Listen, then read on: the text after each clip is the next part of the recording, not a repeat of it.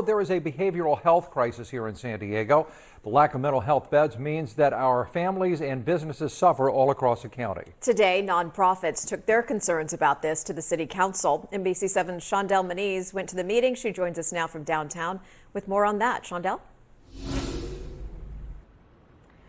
Hey, Catherine, Mark, listen, we are losing 3 San Diegans per day to drug overdoses, just to really paint the picture of how severe this crisis is. Earlier today, I spoke with the executive director of McAlister Institute. She tells me when we're in crisis like this, normally people like to band together with their money, maybe make a GoFundMe and just wrap around their neighbors to get them the services that we need.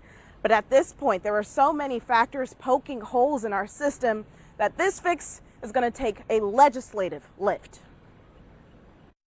There are challenges that are so complex that what we have today simply isn't meeting the community demand. Marissa Verond is the executive director for McAlister Institute. She describes a couple of pathways forward and says there are opportunities to invest in her institute and others like it in terms of building more facilities.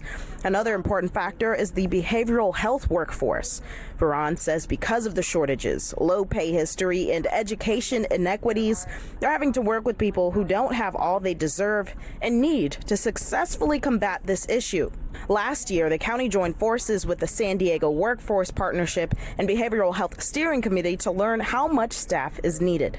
They found out San Diego will need 18,500 more behavioral health workers by 2027. And the city typically isn't equipped to address that type of issue, and certainly hasn't in the past. But we need to advocate as the biggest city in our county at the state level, federal level, to get those dollars so we can help constituents who are really suffering. Ultimately, the lack of mental health beds means that our businesses suffer, that people are hurting, and that families are struggling to survive.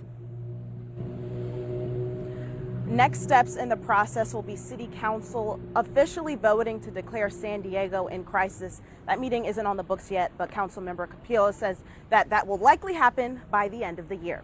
Live downtown, I'm Shondell Moniz, NBC7. All right, we'll track the story. Shondell, thank you.